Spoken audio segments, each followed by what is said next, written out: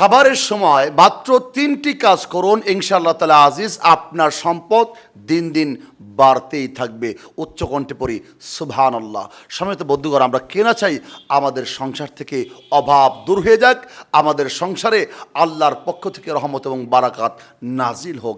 বিশেষ করে আমরা যে সম্পদের পিছনে দিন দিন ঘুরে বেড়াচ্ছি সম্পদ বাড়ানোর জন্য, কিন্তু আমাদের সম্পদ বাড়তেছে না, বরঞ্চ অনেকেই অভিযোগ করে, হজরত এত টাকা ইনকাম করি, এত কামাই করি, কিন্তু আমার সংসারে কিন্তু বারাকাত রহমত আসতেছে না, আমার সম্পদ কিন্তু দিন দিন কমেই যাচ্ছে।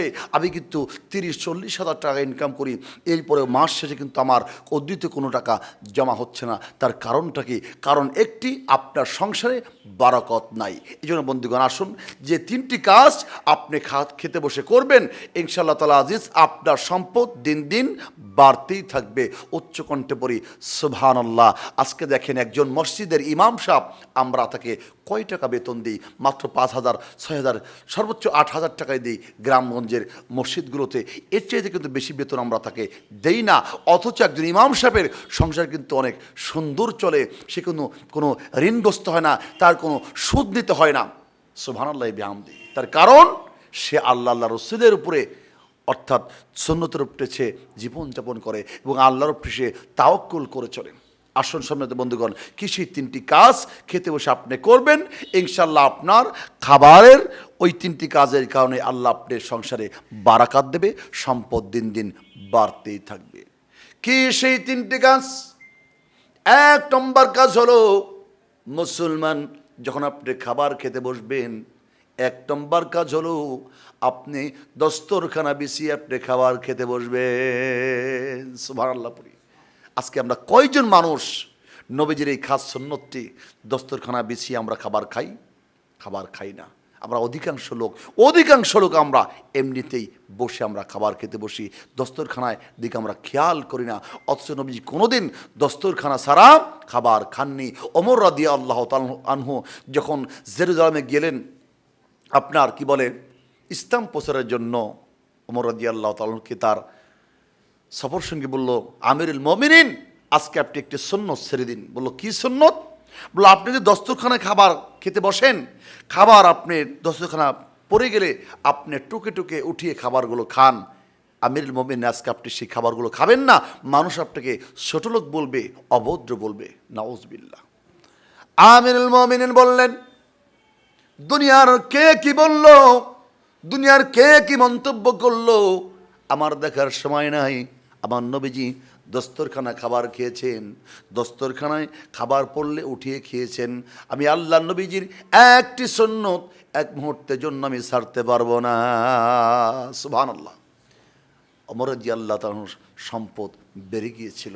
মুসলমান ইমানদার ওসমান গনি জিন্নুরাইন রাদিয়াল্লাহু তাআলা নবীর কাছে একদিন বললেন, ইয়া রাসূলুল্লাহ, আমার সম্পদ অনেক বেড়ে যাচ্ছে, আমার সম্পদ অনেক বেড়ে যাচ্ছে, একটু কিছু বলুন, আমি এত সম্পদ চাই না। নবীজি বললেন, ওসমান, তুমি আজকের পর থেকে উটের উপরে খাবার খাবে, আজকের পর থেকে নিচে খাবার খাবে না, তুমি উটের উপরে খাবার খাবে। আল্লাহ নবীজি বললেন, ওসমান গনি, তুমি উটের উপরে খাবার খাবে, নিচে খাবে না। ওসমান গনি জিন্নুরাইন কিছুদিন পরে আসলেন, বলি, ইয়া রাসূলুল্লাহ, আমার সম্পদ তো আরও বেড়ে যাচ্ছে, বুঝতে পারলাম না কি কারণে বেড়ে যাচ্ছে। আল্লাহ রাসূল বললেন, ওসমান গনি, তুমি উটের উপরে হাউদার উপরে কি দস্তরখানা বিছিয়ে খাবার খাও কিনা? আমি এই জন্য উটের উপরে বলেছিলাম যে উটের উপরে তুমি দস্তরখানা বিছিয়ে খাবার না খাও। বলি, রাসূলুল্লাহ, আপনার সুন্নত আমি ওসমান গনি বিন্দু পরিমাণ ছাড়তে পারবো না। আমি উটের উপরেও হাওদার উপরেও আমি দস্তরখানা বিছিয়ে আমি খাবার খেয়েছি, আমি আপনার পরে যাওয়া খাবারও কিন্তু টুকু টুকু আমি খেয়েছি। সুবহানাল্লাহ। নবীজি বললেন, এই জন্য আল্লাহ রাব্বুল আলামিন তোমার সম্পদকে দিন দিন বাড়িয়ে দিচ্ছে। সুবহানাল্লাহ। এই জন্য বন্ধুগণ, যারা আমরা সম্পদ বাড়াতে চাই, অবশ্যই আজকে থেকে আমলটি ধরবো। আমরা দস্তরখানায় খাবার খাবো, ইভেন শুধু খাবার খাবো না, দস্তরখানার অর্থাৎ প্লেটের নিচে যে খাবার পড়ে যাবে আমরা সেগুলো উঠিয়ে খাবো। ইনশাআল্লাহ তাআলা আজিজ আপনার আমার সম্পদ আল্লাহ বাড়িয়ে দেবেন। সুবহানাল্লাহ। আসুন দ্বিতীয় কাজটি, যে কাজটি আপনি করবেন সেটা হচ্ছে খাবারের শুরুতে বিসমিল্লাহি ওয়া আলা বারাকাতিল্লাহ পরে আপনি খাবার শুরু করবেন।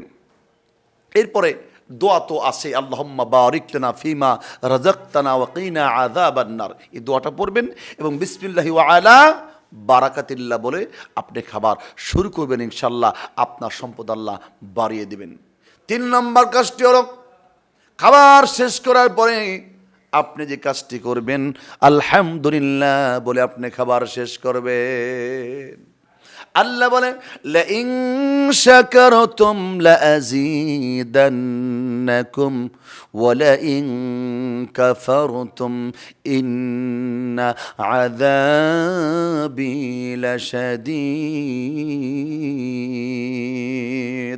যারা আমি আল্লাহ রাব্বুল আলামিন নিয়ামতের শুকরিয়া আদায় করবে, লাযীদান্নাকুম, আমি আল্লাহ আমার নিয়ামতকে আরো অনেক করে বাড়িয়ে দিব। উচ্চ কণ্ঠে বলেন সুবহানাল্লাহ।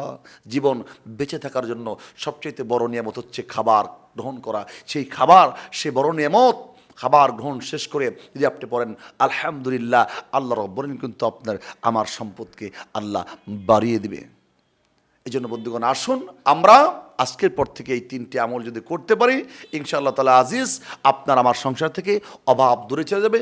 আপনার আমার সংসারে আল্লাহ রহমত এবং বারাকাত দান করবে।